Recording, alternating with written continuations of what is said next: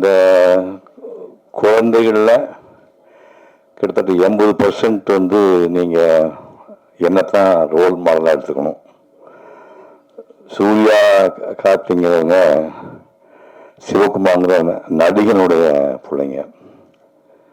ஆனால் நான் வந்து ஒரு ஏழை தாயினுடைய மகன். இப்போ நீங்கள் நிறைய பேர் சொன்னீங்க, அப்பா இல்லை அம்மா இல்லை சொன்னீங்க. அது மாதிரி நான் பிறந்த போதே என் தந்தையார் இருந்து விட்டார். எங்கள் அப்பா என்ன கலன்னு தெரியாது, தெரியாது.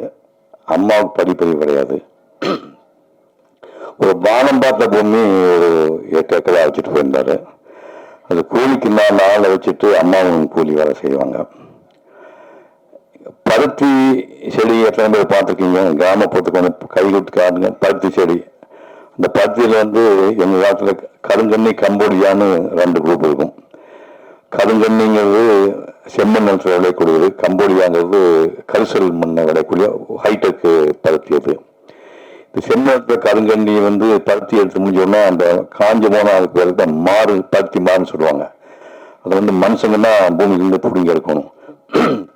ஒரு 6-7 பேர் வந்து அதை கூலிக்கு பிடிக்கிட்டு இருக்கும்போது எங்கள் அம்மாவும் கூட போய் பிடுங்குவாங்க. அந்த சாயங்காலம் வரைக்கும் நீங்கள் பார்த்தீங்கன்னா ரஃபா கணக்கு போடும்போது ஒரு 10,000 பருத்தி மாறும் நீங்கள் சாயங்காலத்தில் எங்கள் அம்மா பிடுங்கி ஆகணும். பிடுங்கினா ஈஸியாக வராது.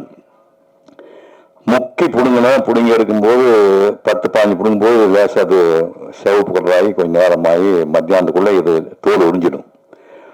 முதல்ல கொப்பளமாகி உள்ள பாட்டுறதுக்கு அப்புறம் அதே உறிஞ்சிடும். நான் பல தடவை என் தாயாரை மாலையை போய் பார்க்கும்போது வெள்ளை துணி சுற்றிட்டு இருப்பாங்க. அந்த துணியை பிரித்து காட்டினா உள்ளே வந்து சேப்பாக திட்டுருக்கும். அந்த துணியை ஃபுல்லாக எடுத்தால் ரத்தம் வந்துட்டுருக்கும். இப்படியெல்லாம் வேலை செய்த என் தாயாரை நான் கண்ணான் பார்த்தவன். பஞ்சம்னா அவங்களுக்கெல்லாம் என்னென்ன தெரியாது. பஞ்சம்னா உணவு தான், எதுவுமே விளையாது. அந்த காலகட்டத்தில் ஒட்டக பால் பவுடர் கொடுப்பாங்க. ஒட்டக பால் பவுடர் சாப்பிடுங்க யாருக்குங்களா? அங்கே யாராவது கை வைக்க முடியுமா?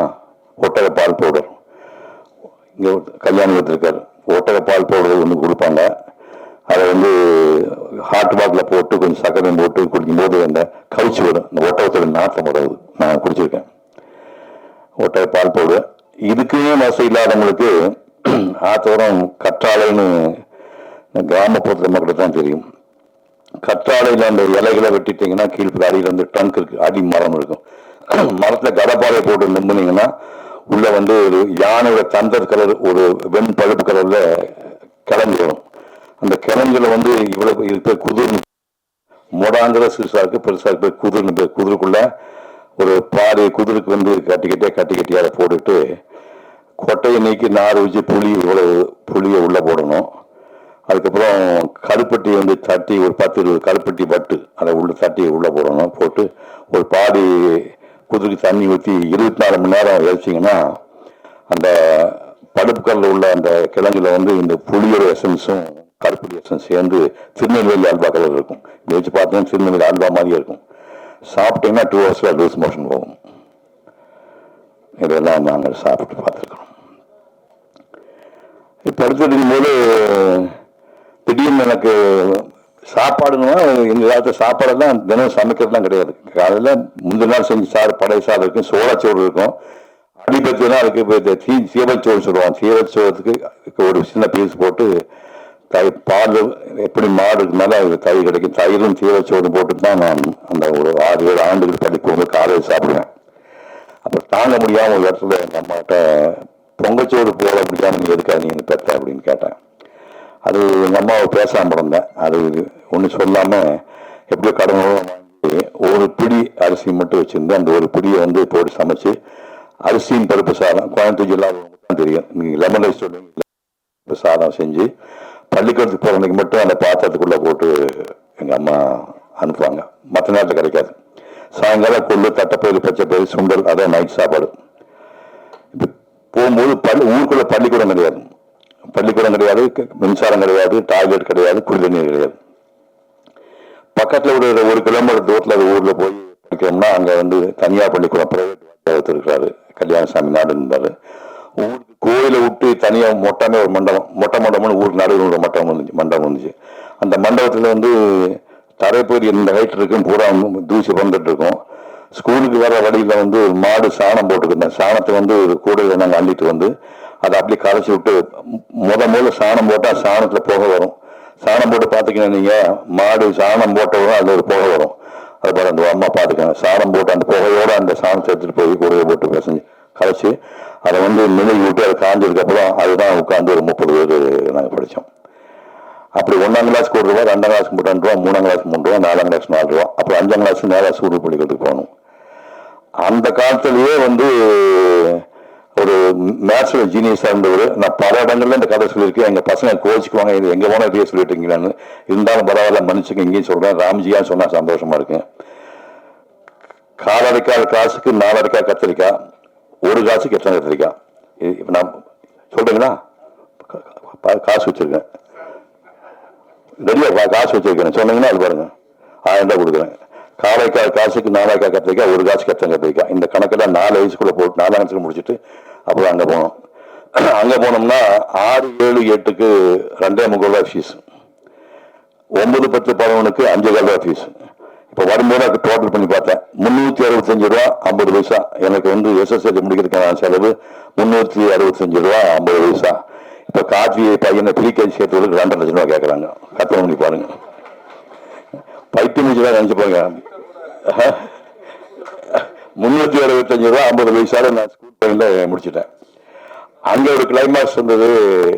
SSLC படிக்கும்போது அம்மா பழக்கம் போல காடுகளில் வேலை பார்த்துட்டு இருக்காங்க. 5,000 ரூபாய் ஃபீஸ் இந்த மாதத்துக்கு கட்டியாச்சு, மந்த்லி ஃபீஸ் கட்டியாச்சு. ஒரு வாரம் கழிச்சு தலையை சொல்லி என்னடான்னு கேட்டாங்க. 11 ரூபா 50 பைசா. இது என்ன ஏழு அப்படின்னாங்க. இது வந்து பப்ளிக் எக்ஸாம் எழுதணுமாம்மா, பொது பரிசையாமா, அதுக்கு உயர் இடத்துல நீ அப்படி கொடுத்து அதுக்கு 11 ரூபா 50 பைசா பேர டிக்கெட்டை கொடுத்தாங்க. பேங்க்லாம் கிடையாது, சர்டிக்குள்ள வந்து ஒரு மஞ்சள் துணி சுற்றி வச்சிருப்பாங்க, அதை எடுத்து 50 கொடுத்தாங்க. இப்போ ஒரு வாரம் கழிச்சு போய் பின்னாடி கை கட்டி நின்று இப்போ என்ன மாப்பிள்ளை வந்து நிற்கிற என்ன விஷயம் அப்படின்னாங்க. இல்லை இந்த 6, 7, 8, 9, 10, 11 இந்த 5-6 வருஷம் படித்தா பசங்க 20 பேர், பொண்ணுங்க ஒரு 5-6 பேர், பள்ளிக்கு டீச் பண்ண வாத்தியார் 6-7 பேர். ஒரு ஸ்வீட்காரன் காப்பில் ஒரு குரூப் ஃபோட்டோ எடுத்துக்கணும். 5 கொன்னே போடுவேன். 5 குழந்தைங்க வந்துச்சு, ஒன்றா செத்து போச்சு. ஒரு பையன் செத்து போச்சு, பொண்ணு செத்து போச்சு, ஒன்றா பிள்ளைங்க செத்து போயிட்டான். ஒரு பொண்ணு 5-6 குழந்தை கொன்னே போடு பையன் என்ன பகறாங்க. பேசாமல் வந்துட்டேன். அன்னைக்கு போய் அந்த எல்லாரும் போனாங்க. என்ன மாதிரியே கூட படிச்சவங்கள நான் எப்பவும் 4th ரேங்க் கிட்ட விட மாட்டாங்க. ராட்சச பயிலுக்கு முன்னாடி 3 பேர் விடவே மாட்டேன். என்ன முக்குனாலும் விட மாட்டாங்க. 4th ரேங்க் தான் கஷ்டப்பட்டு படித்தேன். அந்த 1, 2, 3லையும் 2 பேருக்கு வீட்டில் கையில் காசு கொடுக்கல. ஒரு 3-3:30 மணிக்கு எல்லாம் பெஞ்செலாம் போட்டு ரெடி பண்ணிட்டாங்க. நான் 3 வெளியே ஒரு பாக்கி தூக்கி தோல்டு போட்டு எங்கடா போறேங்கன்னாங்க. வீட்டுக்குண்ணா குரூப் ஃபோட்டோ இருந்தாங்க. அது காசு கொடுத்தவங்க அப்படின்னா, ஓ காசு கொடுக்கலையோ அப்படின்ட்டு பரவாயில்ல ஃபோட்டோடு இருந்து போனாங்க. அது கேவலமாக இருக்குது அப்படின்னு நம்ப மாட்டேங்க. எங்கே குரூப் ஃபோட்டோ யார் வீடு இருந்தாலும் நான் பார்க்க மாட்டேன். இப்போ எங்கள் குரூப் ஃபோட்டோ வச்சுருந்தா நான் எனக்கு கண்டு இருட்டாங்க. குரூப் ஃபோட்டோ பார்க்க மாட்டேன், நம்பவே மாட்டேங்க. 50 ஆண்டுகள் வந்து நான் குரூப் ஃபோட்டோவை பார்க்கவே இல்லை. இப்போ நான் வந்து எங்கள் காலத்து இப்போ டிஜிட்டல் கேமரா வந்துடுச்சு. நான் வாழ்ந்த காலத்தில் வந்து ஃபிலிம் தான் இருந்தது. 192 படங்கள் நடிச்சு. ஆனால் எங்கள் புலமை டிஜிட்டலில் கிடையாது, ஒரிஜினல் ஃபிலிம் போட்டு வந்திருக்கேன். நீங்கள் கணக்கு போட்டு பார்த்தீங்கன்னா ஒரு 4-5 கோடி ஃப்ரேமில் இந்த முகம் இருக்குது. அந்த 5 ரூபா ஃபோட்டோ கிடையாது. ஏதோ உங்களுக்கு நீ கைதட்டுக்காக சொன்னீங்க. இப்போ எப்போ நெஞ்சில் வலிக்குன்னு நினச்சிப்பாங்க. அந்த 5 ரூபா ஃபோட்டோ எனக்கு வாங்கி எடுக்க முடியல. அப்புறம் காலம் எப்படி கேள்வி பண்ணுச்சுன்னா, அதுக்கப்புறம் 2057 விட்டு 50 ஆண்டுக்கு அப்புறம் அதே ஸ்கூலுக்கு விஜய் டிவிக்காரங்க வந்து மீண்டும் படிக்க போகலாம் மாங்கசாமி கூட்டிகிட்டு போய் அதே ஸ்கூலை தேடி உள்ளோட வந்து 8 பசங்க 5 பாட்டி ஆகிட்டாங்க. 4 பிள்ளைங்க பாட்டிமா. நான் தாத்தா தானே, ஒரு 4-5 பாட்டிமாருங்க கூட படிச்ச வாத்தியார் 4 பேர் எல்லாம் வச்சு அதே பெஞ்சு இருக்குது, பழைய பெஞ்சு கிராக் விட்டுருந்து அதே பெஞ்சை போட்டு அதே இடத்துல ஒரு ஃபோட்டோ எடுத்து வச்சிருக்கேன். நான் இப்போ அந்த ஃபோட்டோ வச்சிருக்கிறேன். அதுக்கப்புறம் என்ன பண்ணேன்னா, அவர் CEO அதிகாரி சொன்னார், கவர்மெண்ட் பள்ளிக்கு காசு யாரும் கொடுக்க மாட்டாங்க. கல்யாணம் சார் தெரியும், பிரைவேட் பள்ளிக்கு நிறைய கேபிடேஷன் வச்சு வாங்குவாங்க. கவர்மெண்ட் பள்ளிக்கு காசு கிடைக்காது. நீங்கள் படித்த பள்ளி உங்கள் முக்கியமாக நீங்கள் தத்தெடுத்துட்டா பெரிய புண்ணியம் கிடைக்கும்றாங்க. அந்த முன்னாடியே இந்த பள்ளியை தத்தெடுக்கணும்னு சொல்லி தத்தெடுத்து ஒரு ஊரா போய் 26,000 ஒரு மீட்டிங் பில்லு நேரம் அங்கே ட்ரஸ்ட் அனுப்ப சொல்லி நானே ரெடி பண்ணி இப்போ வந்து அந்த ட்ரஸ்ட் வந்து 30 லட்சம் ரூபாய் சேர்த்து வச்சு 10 நாள் இந்த பொண்ணுங்கிறாரு ப்ரைஸ் வாங்கிச்சு. எங்கள் ஊர் பொண்ணுங்க அந்த பொண்ணு சூடூர் பொண்ணு அதான் இருக்குவாங்க. அந்த பொண்ணு வந்து ப்ரைஸ் வாங்கிருக்கு. 1.5 லட்சம் ரூபா இன்ட்ரெஸ்ட் வருது. 30 லட்சம் ரூபா பேங்க்கில் போட்டு 14வது ஆண்டு பரிசு கொடுத்துருக்கேன். இதெல்லாம் எதுக்காக எங்கே பிறந்தேன்? நீங்கள்லாம் என் மகன் பேரம் பேட்டியில் நீங்களா நம்மளாம் ஒரே ரத்தம், நம்ம ஒரே ரத்தம். நீங்கள் நினச்சிங்கன்னா சிவகுமார் ஒன்றுமே இல்லை, சிவகுமார் சாம்பிள். நீங்கள் வந்து உங்களுக்கு இமயமலை இருக்குது, இமயமலை உங்களால் தொட முடியும். ஒரே விஷயம், கல்வி. அந்த ஒரு 11 பேர் படிக்க ஆரம்பிச்சு நான் ஒரு தண்டை பற்றி ஓடி வந்தேன். அந்த கல்வி தான் காப்பாற்றிட்டு. கல்வியும் ஒழுக்கமும். காப்பி பற்றி 68 வருஷம் ஆகுது. கை தூக்குங்க, காஃபி சாப்பிடலாம், கை தூக்குப்பா, ₹1 இருக்க மாட்டீங்க. தூக்க பரவாயில்ல, 2 மணி கை தூக்கலாம்டா. அடா மகனே ராஜா, காஃபி வீட்டில் போடல இல்லையா? அப்படிவா போட்டு கொடுத்து சாப்பிடாம பெரியாரு பிருந்தாசாரி சொல்லியா போட்டு கொடுத்து காப்பிட்டு 1958 கப்பல் இது வரைக்கும் நாக்கு வைக்கப்படல. அப்ப எதுக்கு நம்ம காப்பியே சாப்பிட்டுன்னா தண்ணி அடிப்போமா, மொத்த சமாளம் பண்ணுவோமா? கல்வியும் ஒழுக்கமும் தான் உங்களை இமயமலை உச்சியில் உட்கார வைக்கும். நன்றி, வணக்கம். தங்க நகைகளுக்கு சேதாரத்தில் 25 முதல் 50% வரை தள்ளுபடி. வைர நகைகளுக்கு கேரட் ஒன்றிற்கு ₹10,000 தள்ளுபடி. போத்தி சுவர்ண மகால், இது பரிபூரணத்தின் அடையாளம்.